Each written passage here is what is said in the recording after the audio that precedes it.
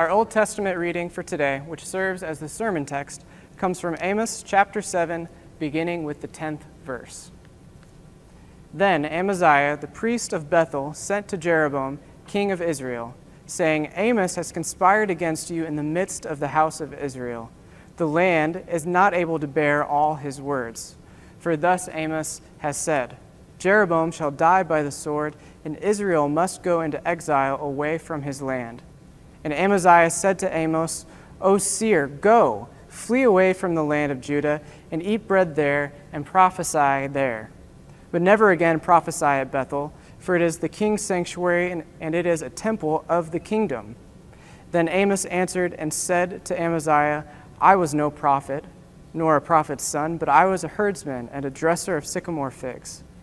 But the Lord took me from following the flock, and the Lord said to me, Go, prophesy to my people Israel. Now therefore hear the word of the Lord. You say, Do not prophesy against Israel, and do not preach against the house of Isaac.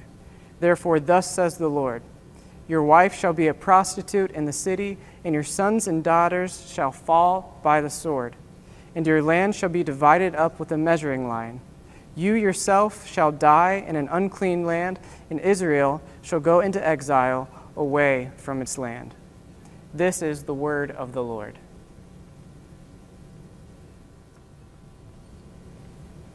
A couple of years ago, my wife and I took our niece and two of our nephews to the Fort Wayne Zoo. This was part of our Christmas present to the kids. And when we offered this gift to the kids, my sister and brother-in-law were skeptic if we would last more than an hour or an hour and a half. When the day was all over, we had actually spent almost 4 hours at the zoo together. The kids had never been to this particular zoo before, so they were fascinated with everything that it had to offer them. And this was kind of impressive that we were able to spend this much time at the zoo, because at the time the kids were only ages 6, 4, and almost 2. Now, just like any day, this day had its highs and its lows. It had its ups and downs, and it had things that the kids really liked, and it had things that the kids really did not like. As for the things that the kids really, really liked and the things that they loved, the best part of the day was easily when we were able to feed the giraffes. This gave the kids a feeling of excitement and joy and silliness as they were able to hand a piece of lettuce to a giraffe's tongue that was extending almost more than a foot out of its mouth in order to eat. Now, while this experience brought them a sense of happiness and silliness and excitement, the kids also had a brief moment of panic and fear. And this happened in the brief moment in which we stood in front of the lion exhibit.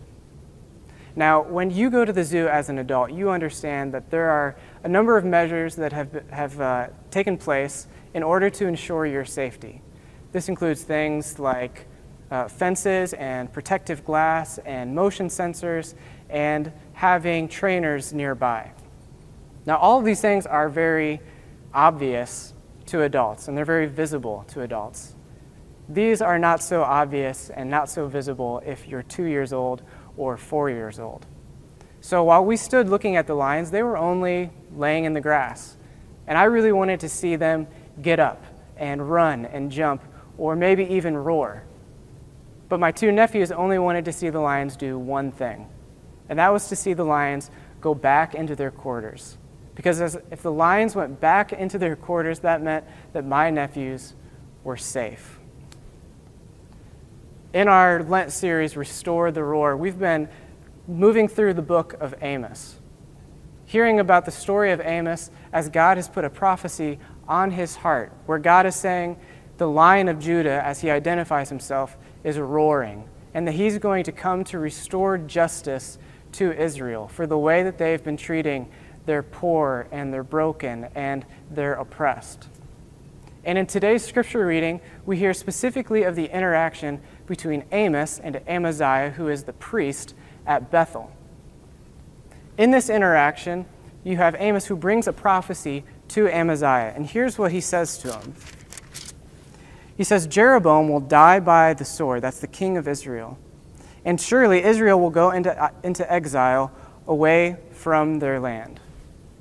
Now, if you were to bring some kind of concern or prophecy such as so destructive as this to your pastor, you would hope that your pastor would invite you in, and that your pastor would sit you down and to ask you some questions, and that through this conversation, the two of you would agree to take a couple of steps to correct the injustice that's happening. Well, that was not the conversation that happened between these two on this day. So as Amos brings this prophecy to Amaziah, here's how Amaziah responds. In verse 12 it says, "Then Amaziah said to Amos, 'Get out, you seer. Go back to the land of Judah, earn your bread there, and do your prophesying there. Don't prophesy any more at Bethel, because this is the king's sanctuary and the temple of the kingdom.'" Now, it's important to understand the context of which this conversation is taking place. This period of time, you have Israel, who is a flourishing nation. They're known for their wealth and their power in battle. And generally, things in Israel are good. So the last thing that Amaziah needs is for anybody to come and to begin to shake the status quo. Or, in the words of Amos, the last thing that Amaziah needs is for the lion to be unleashed. So Amos brings this prophecy to Amaziah, and Amaziah, his motivation is to silence Amos, in the hopes that if he can silence Amos, he can keep Amos from shedding any negative light on Israel or any negative light specifically on Amaziah. And if he can silence him, then he can silence the Lion of Judah, and he can keep God in his cage. Now, I want to pause the story of Amos and Amaziah for just a minute, and I want to take you back to the zoo with my two nephews. And I want you to picture us standing just a couple of feet away from the protective glass, looking into the lion exhibit.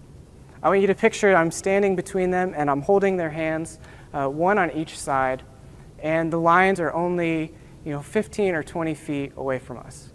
And I think that this is really exciting, and it's a moment that I'm trying to really enjoy. And so I'm having a good time watching them, but my two nephews are not. While I'm taking it as a moment to enjoy, they're interpreting this moment as one of fear and one to flee far away from. So they grab my hands and they squeeze as tight as they can, and they try to pull me away so that we can leave. But I tell myself, no, I'm enjoying this just one more second, and I don't budge. So they know that they're there, so they close their eyes as tight as they can, and they try to imagine that if they can't see the lion, then the lion does not exist. See, my two nephews in this story, they would do anything they could to keep the lion in its cage and to keep things good in their life. Now, that is exactly the same thing that Amaziah is doing in our text today. But here's the thing. The lion is going to do what the lion is going to do. And if the lion says it's coming, then the lion is coming. And God is going to do what God says he's going to do. And if God says that he's coming to restore justice to our world, then that is what God is going to do. And for some, this might sound a little bit like a threat. You might be, a little bit threatened by what God has to say about how things are going to change. And if that's the case, you might be seeing this story through the eyes of Amaziah. But I want to challenge you to think about it through the eyes of the oppressed. Think about it through the eyes of the poor. See it from the perspective of the widow. See, this isn't a threat, but this is God bringing about the gospel in their life. Now, it doesn't take much of an imagination for us to see that we still have the oppressed living with us. We still have people who are poor. We still have people who have all sorts of challenges. And way too often, it's simply the case of ignorance of those around them. So you see these people. You know these people. You may not know or understand their challenge, but you know that their struggle is real. And too often we make these excuses for ourselves, saying, well, God gave me feet so that I can walk by. Or God gave me a neck so that I can turn my face and I don't have to make eye contact with these people. But we have to remember that God also gave us hands to reach out, hands to serve. That God gave us a mouth to speak up.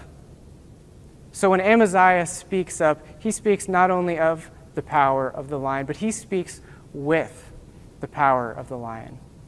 So in our world today, when you speak up for the oppressed, for the poor, for the broken, speak of the power of the lion, speak with the power of the lion, and know that the Lion of Judah is on your side.